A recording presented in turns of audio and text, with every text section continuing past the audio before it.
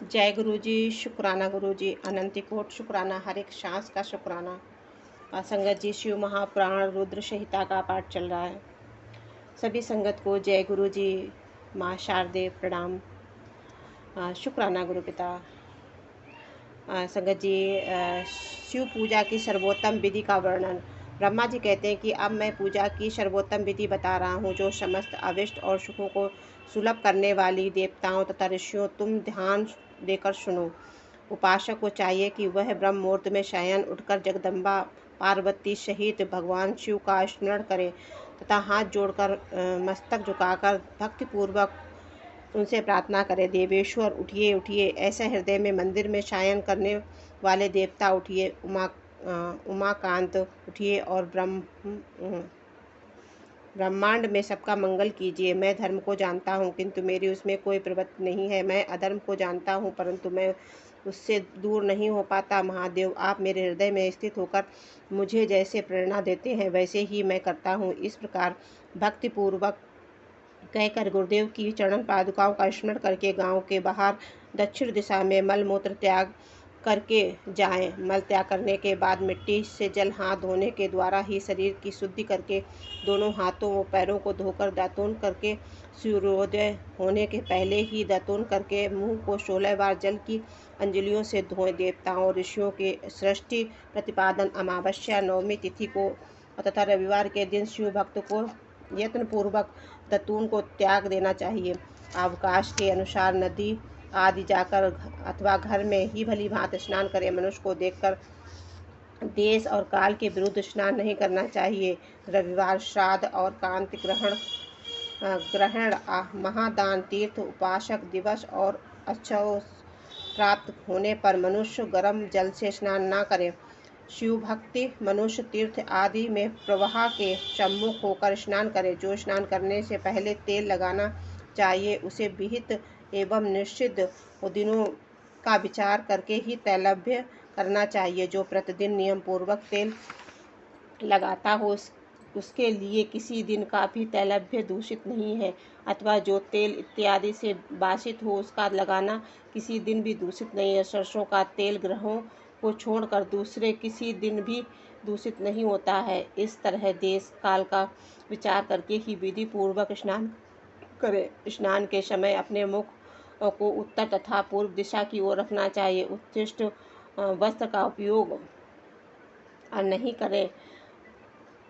शुद्ध और वस्त्र इष्ट देव के स्मरण पूर्वक स्नान करें।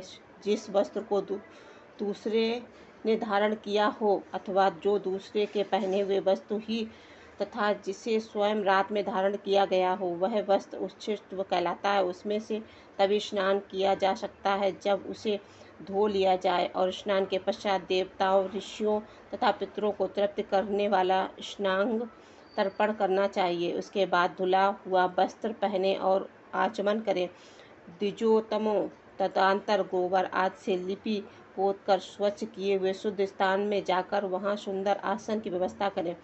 वह आसन शुद्ध काष्ठ का बना होना चाहिए, पूरा फैला हुआ और विचित्र होना चाहिए। ऐसा आसन संपूर्ण अभिष्ट और फलों को देने वाला। उसके ऊपर बिछौने के लिए यथा योग चर्म आदि ग्रहण करें। शुद्ध बुद्धि वाले पुरुष उस आसन पर बैठकर भस्म से त्रिपुंड लगाएं। त्रिपुंड से जल तप और दान होना चाहिए। भस्म के अभाव में त्रिपुंड का साधन जल आदि बताया गया है। इस तरह त्रिपुंड करके मनुष्य रुद्राक्ष धारण करे और अपने नित्य कर्मों का समाधान करके फिर शिव की आराधना करें। तत्पश्चात 3 बार मंत्रोच्चारण आचरण करें। फिर वही शिव की पूजा के लिए अन्न और जल लाकर रखें। दूसरों कोई भी जो वस्तु आवश्यक हो, उसे यथाशक्ति जुटाकर अपने पास रखें। उस प्रकार पूजन सामग्री का ग्रहण करके वह धर्मपूर्वक स्थिर भाव से बैठें। फिर जल गंध और अक्षत से युक्त एक अर्ध पात्र लेकर उसे दाहिने भाग में रखें।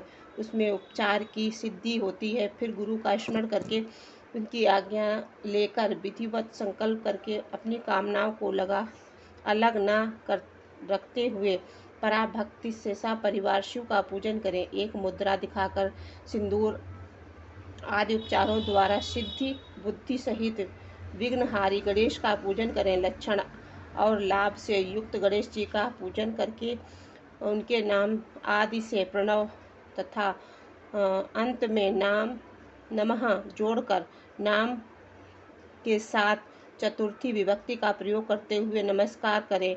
यथा ओम गणपते नमः अथवा ओम लच्छाभ्यान्तु सिद्धि बुद्धि सहिताय गणपते नमः। तदापि उनसे क्षमा प्रार्थना करके पुनः भाई कार्तिकेय सहित गणेश जी का पराभक्ति से पूजन करके उन्हें बारंबार नमस्कार करें। तत्पश्चात सदा द्वार पर खड़े रहने वाले द्वारपाल महोदय का पूजन करके सती साध्वी गिरजा नंदिनी उमा की पूजा करें। चंदन कुमकुम तथा धूप दीप आदि अनेक उपचारों तथा नाना प्रकार के नैवेद्यों से शिवा का पूजन करके नमस्कार करने के पश्चात साधक शिव की समीप जाए। यथासंभव अपने घर में मिट्टी सोना चांदी धातु या अन्य पारे आदि की शिव प्रतिमा बनाए और उसे नमस्कार करके भक्ति परायण को उसे पूजा करें। उसकी पूजा हो जाने पर अभी देवता पूजित हो जाते हैं। मिट्टी का शिवलिंग बनाकर विधि पूर्वक उसकी स्थापना करें। अपने घर में रखने वाले लोगों को स्थापना संबंधी सभी नियमों का सर्वथा पालन करना चाहिए। भूत शुद्धि एवं मात्र का संन्यास आदि प्राण प्रतिष्ठा करें। शिवालय में दिक्पालों की भांति स्थापना करके उसकी पूजन करें। घर में सदा मूल मंत्र का प्रयोग करके शिव की पूजा करनी चाहिए। वहाँ द्वारपालों द्वारा पूजन का सर्वथा नियम नहीं है। भगवान शिव के समीप ही अपने लिए आसन की व्यवस्था करें। उस समय उत्तराभिमुख बैठकर फिर आचमन करें। इसके बाद दोनों हाथ जोड़कर तब प्राणायाम करके प्राणायाम काल में मनुष्य को मूत्र मंत्र की 10 आवृत्तियां करनी चाहिए। अच्छा सॉरी संगत जी, मूल मंत्र है, गलती हो गई। आवृत्ति करनी चाहिए। हाथों से 5 मुद्राएं दिखाएं। यह पूजा का आवश्यक अंग है। इन मुद्राओं का प्रदर्शन चल नहीं रहा है करके ही मनुष्य पूजा विधि का अनुसरण करे। तदंतर वहाँ दीप निर्देव करके गुरु को नमस्कार करें और पदासन पे भद्रासन बांध कर बैठे तथा उत्तानास और पर्याक्षण का आश्रय लेकर सुख पूर्वक बैठे और मनुष्य पुनः पूजन का प्रयोग करें। फिर अर्धपात्र से उत्तम शिवलिंग का प्रक्षालन करें। मन को भगवान शिव के अन्य न ले जाकर पूजा सामग्री को अपने पास रखकर निम्नलिखित मंत्र समूह से महादेव जी का आवाहन करें। जय गुरु जी। शुक्राना गुरु जी। संगत जी, अगला अध्याय शुरू है। आवाहन।